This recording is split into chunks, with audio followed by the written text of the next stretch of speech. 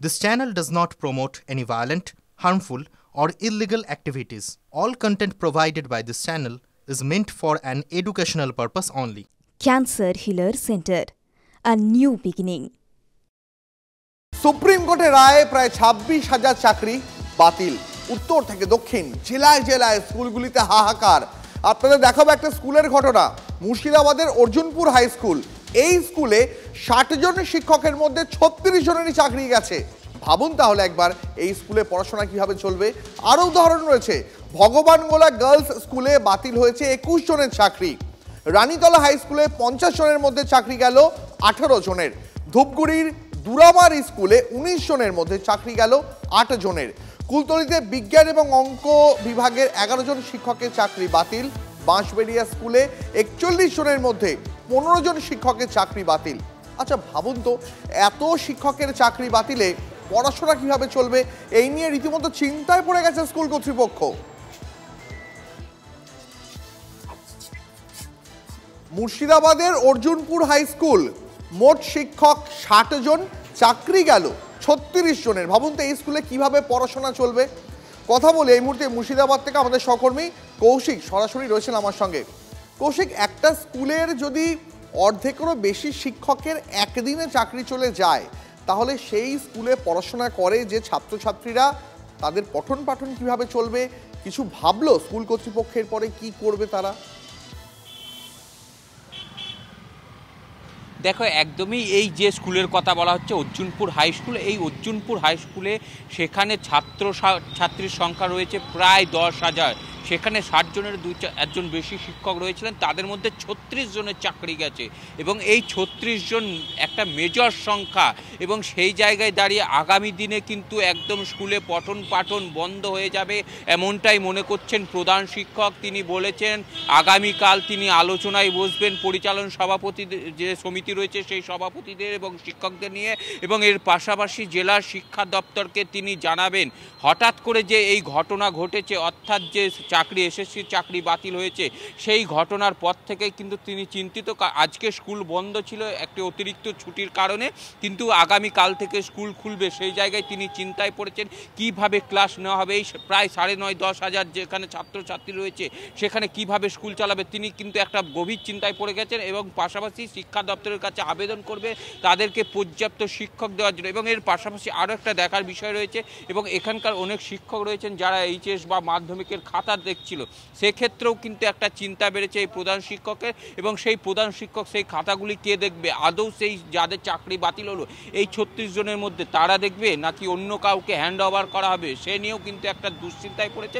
সবথেকে বড় বিষয় হলো এই এইচএস এবং মাধ্যমিকের ক্ষেত্রে সেই সব খাতা একটা নির্দিষ্ট সময়ের ক্ষেত্রে জমা দিতে হয়। এবার কাউকে যদি বাড়তি চাপ দেওয়া হয় সেক্ষেত্রে যেমন একটা সমস্যা রয়েছে, স্কুলে প্রত্যেকটি ক্লাসের ক্ষেত্রে বিভিন্ন বিভাগে ভাগ করে দেওয়া, সেকশনে ভাগ করা থাকলেও কিন্তু সেখানে পর্যাপ্ত শিক্ষক এমনিতেই নেই যে পরিমাণ হয়তো প্রয়োজন 9,500 থেকে 10,000 ছাত্রছাত্রীর ক্ষেত্রে।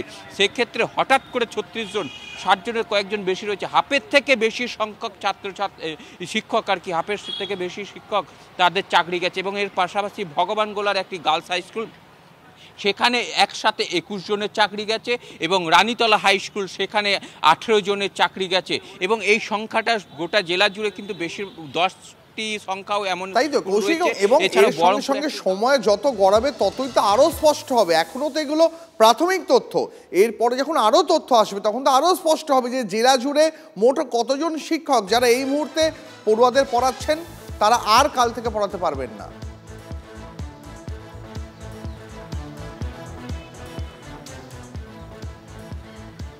দেখো, জেলা জুড়ে যদি তুমি দেখো দীপ, প্রায় 800-র বেশি হাই স্কুল রয়েছে, হাই স্কুল বা মাধ্যমিক স্কুল। সেক্ষেত্রে এই জেলায় 4,000, প্রায় 3,500 থেকে 4,000 শিক্ষক রয়েছে যারা আগামী দিনে এই জেলায় পড়াতে পারবেন না, যারা এতদিন পড়িয়ে এসেছেন। এবং সেই যারা 2016-র প্যানেলে ছিল 26,000-এর মধ্যে, তাদের মধ্যে প্রায় 4,000 রয়েছে এই মুর্শিদাবাদ জেলায়, সেগুলো তারা আগামী দিন থেকে পড়াতে পারবে না।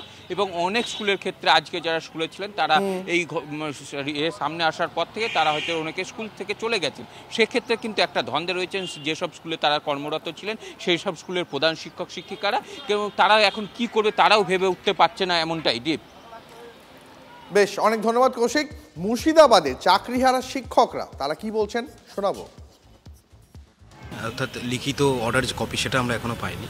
তো অর্ডার কপিটা কী সেটা না পড়ে কিছু বলা এই মুহূর্তে সম্ভব নয়। তবে বেসিক যতটুকু জানা গেছে তাতে প্যানেলটা হয়তো ডিসকন্টিনিউ হচ্ছে এবং হয়তো ফ্রেশ একটা রিক্রুটমেন্ট প্রসেস হবে, এতটুকুই জানা গেছে। এরকম একটা রায় হবে কেউই আশা করেনি, কারণ কারোর এগেনস্টে প্রথমত কোনো অ্যালিগেশনস নেই, প্রত্যেকে প্রচণ্ড খাটনি করে চাকরিটা পেয়েছিল। কয়েক পার্সেন্টেজের জন্য এতগুলো নির্দোষ মানুষকে শাস্তি দেওয়া হচ্ছে, এটা তো কোনোভাবেই কাম্য নয়। আনটেন্ডেড ক্যান্ডিডেটকে টাকা ফেরত দিতে বলা হচ্ছে না, অর্থাৎ পরোক্ষভাবে ওনারা স্বীকারই করে নিচ্ছেন যে কারা যোগ্য এবং অযোগ্য, কারা দুর্নীতি করে পেয়েছে এবং কারা দুর্নীতি করে পায়নি।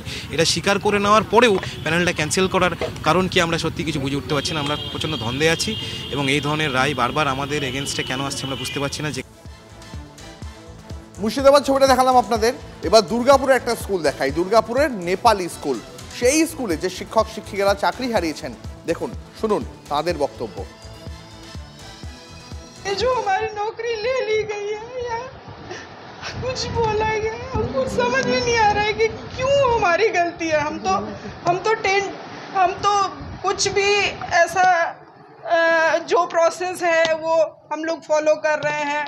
हमारा जो एडमिट कार्ड है वो वेरीफाई हो रहा है, पुलिस वेरिफिकेशन, मेडिकल वेरिफिकेशन, जितना कुछ बोला जा रहा है वेरिफिकेशन के लिए सारा प्रोसेस किए हैं, सारा कागज दिए हैं। वो कागज देख लीजिए ना और हमको बताइए कि हमारी गलती कहाँ है। শুনলাম প্রথমে কথাটা বিশ্বাসই হয়নি, কারণ আমাদের মনে এটা ইচ্ছা ছিল আর জানতামও যে সিলেকশন সেগ্রিগেশন হবে, কিন্তু এই সেগ্রিগেশনটা জানি না এসএসসি করেছে কি করেনি, নিশ্চয়ই করেনি, তার জন্যই এই ব্যাপারটা হলো, মানে মেনে নিতে পারছি না আর কি।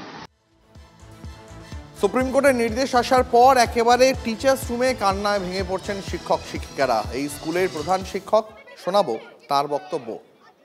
যে টেন্টেড নেই তাকে আবার চাকরিতে ফেরত আনার জন্য আমরা আদালত কাছে আমি হাত জোর করে আবেদন করছি, যেহেতু আমার রকম অনেকও স্কুল আছে যেখানে শিক্ষা ব্যবস্থা টোটালি কোল্যাপস করে যাবে। আমার স্কুলে 4200 পড়ুয়া আছে, আমার মাত্র 33 জন পার্মানেন্ট টিচার ছিলাম, যদি 8 জন চলে যায় 25 জন থেকে যাবে। ভাবুন তো কীভাবে স্কুল চলবে। বুঝতেই পারছেন আপনারা, ছবি দেখতে পাচ্ছেন, বক্তব্য শুনছেন। শিক্ষক শিক্ষিকারা দিকে দিকে তারা কখনো কান্নায় ভেঙে পড়ছেন, তারা ক্ষোভে ফেটে পড়ছেন। এই মুহূর্তে দুটো ছবি দেখাবো আপনাদের, পাশাপাশি আপনাদের বীরভূমের ছবি দেখাবো। বীরভূমে জেলা শাসকের দপ্তরের সামনে বিক্ষোভ দেখাচ্ছেন চাকরি হারারা, দেখতে পাচ্ছেন সেই ছবি। একদিকে বীরভূমের ছবি দেখাচ্ছি আর অন্যদিকে দিনাজপুরের ছবি দেখাচ্ছি। উত্তর দিনাজপুরে সেখানেও বিক্ষোভ দেখাচ্ছেন চাকরি হারারা। তারা বলছেন যে তাদের কি দোষ। এসইউসিআই নেতৃত্বে বিক্ষোভ দেখানো হচ্ছে, আপনারা দেখতে পাচ্ছেন সেই ছবি।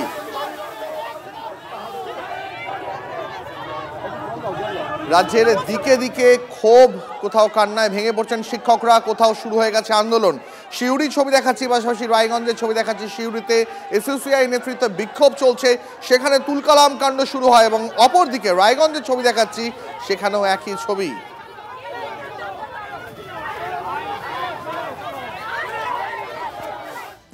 আরো একবার আপনাদের নিয়ে চলে যাই দুর্গাপুরে। দুর্গাপুরের জেমুয়া ভাদুবলা বিদ্যাপীঠের 4 জন শিক্ষক শিক্ষিকা, আজকে সুপ্রিম কোর্টের রায় তাদের চাকরি গেল। শুনুন কি বলছেন তারা। আমি একজন ইন সার্ভিস টিচার, হঠাৎ করে আজ 17 বছর চাকরি করার পর আমি শুনলাম যে আমার চাকরিটা চলে গেছে। কেন? এটা স্কুল সার্ভিস কমিশনের গাফিলতি, এবং স্কুল সার্ভিস কমিশনকে আমি সম্পূর্ণরূপে দায়ী করছি এই কারণে যে আমরা যারা স্বচ্ছভাবে পরীক্ষা দিয়ে এতবার পাস করেছি, আমি 4 বার কোয়ালিফাই করেছি এসএসসিতে, 2 বার আমি চাকরি ছেড়ে দিয়েছি কারণ অনেক দূরে পোস্টিং পেয়েছিলাম বলে। তারপরে 4th বারের আমি এই চাকরিটা জয়েন করি, সেটাও বাড়ির থেকে অনেক দূরে ছিল, তাও আমি জয়েন করেছি। কিন্তু এরপরও যখন শুনতে পেলাম যে 17 বছর চাকরি করার পর আমার চাকরিটা চলে গেল, তখন স্যার খুবই খারাপ লাগছে, কি করব বুঝতে পারছি না।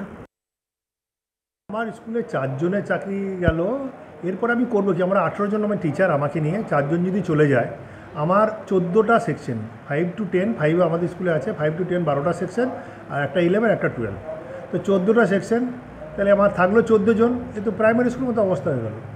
এটা আমি তো বুঝতে পারছি না, এবং এদের কোনো জায়গায় নাম ছিল না। একজন ম্যাডাম তো continuous 3 years best in class teaching পাওয়া যায়। আমরা জানি যে 99 জন অপরাধী ছাড়া পেলেও একজন নিরপরাধ যেন শাস্তি না পায়। আজকে তো উল্টোটা হয়ে গেল। তুমি যদি দুর্নীতি ধরতে না পারো তাহলে সবাইকে শাস্তি দিয়ে দেবে, এটা কখনো আইনে হতে পারে? বিচার ব্যবস্থাকে সম্মান জানালেও এই রায় মেনে নিতে পারছি না, বললেন খোদ মুখ্যমন্ত্রী। চাকরিহারাদের পাশে থাকার বার্তা দিলেন মমতা বন্দ্যোপাধ্যায়। 7 এপ্রিল নেতাজি ইন্ডোরে চাকরিহারাদের সঙ্গে মমতা বন্দ্যোপাধ্যায় সাক্ষাৎ করবেন। কোর্টের নির্দেশে 3 মাসে নিয়োগ প্রক্রিয়া শেষ করা হবে আজ নবান্নে, জানিয়েছেন মুখ্যমন্ত্রী। যাদের বাতিল করা হয়েছে তাদের মধ্যে 11,610 জন ক্লাস 9 এবং 10-এ পড়াতেন, 5,596 জন 11-12 ক্লাসে পড়াতেন এবং অন্যান্যরা অন্য ক্লাসে। আপনারা জানেন class 9, 10, 11, 12 is very important class. It is the gateway of the higher education system.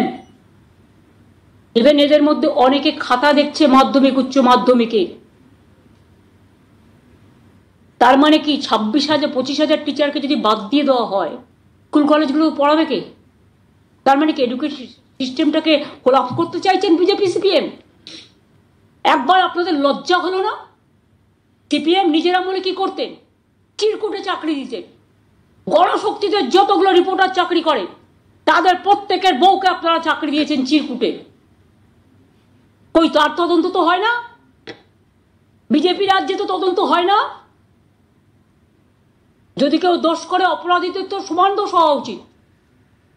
শুধু বাংলার মানুষের ভাগ্যে কেন তাদের অদৃষ্টে সারাক্ষণ দুরাচার, ব্যভিচার, দুষ্টাচার, মিথ্যাচার, দুর্ভোগ, দুর্যোগ? বাংলায় জন্মানো কি অপরাধ? নাকি বাংলার ট্যালেন্টকে ভয় পায় ওরা? আইপিএস তৈরি করবে কারা? আইএস তৈরি করবে কারা? ডাব্লিউবিসিএস তৈরি করবে কারা? ডাব্লিউবিপিএস তৈরি করবে কারা? টিচার হবে কারা? প্রফেসর হবে কারা? যদি গেটওয়েটাকে ফিনিশ করে দেওয়া হয়, কোলাপস করে দেওয়া হয়, তার মানে কি বাংলাকে পিছিয়ে দেওয়ার একটা পরিকল্পনা? এডুকেশন সিস্টেমকে কোলাপস করা মানে আমাদের ছেলেমেয়েরা ভবিষ্যতে লার্নিং মানে শিক্ষার সুযোগ না পেয়ে এত টিচার যারা পড়ান তাদের বঞ্চিত করে শিক্ষার মানটাকে দমিয়ে দেওয়ার চেষ্টা করছেন না তো? এটা আমার মনে একটা কোয়েশ্চেন এসছে। কারণ আমি এই মাটিতে জন্মেছি এবং আমি বিজেপির টার্গেটগুলো বুঝি আর গভর্নমেন্ট অফ ইন্ডিয়ার টার্গেটগুলো। এই মুহূর্তে আমার সঙ্গে আমাদের সহকর্মী কৌস্তব রয়েছেন। আমি সরাসরি কৌস্তবের কাছে চলে যাব। কৌস্তব, মমতা বন্দ্যোপাধ্যায় তিনি বলেছেন আজ নবান্নে যে 7 এপ্রিল তিনি চাকরিহারাদের সঙ্গে কথা বলবেন, তাদের সমস্যার কথা শুনবেন, তাদের সঙ্গে তিনি দেখা করবেন। এই মুহূর্তে চাকরিহারারা তারা কি এই কথা শোনার পর, মুখ্যমন্ত্রীর কথা শোনার পর কোনো রকম আশার আলো দেখতে পাচ্ছেন বা কি বলছেন তারা? শুনতে চাইব একবার।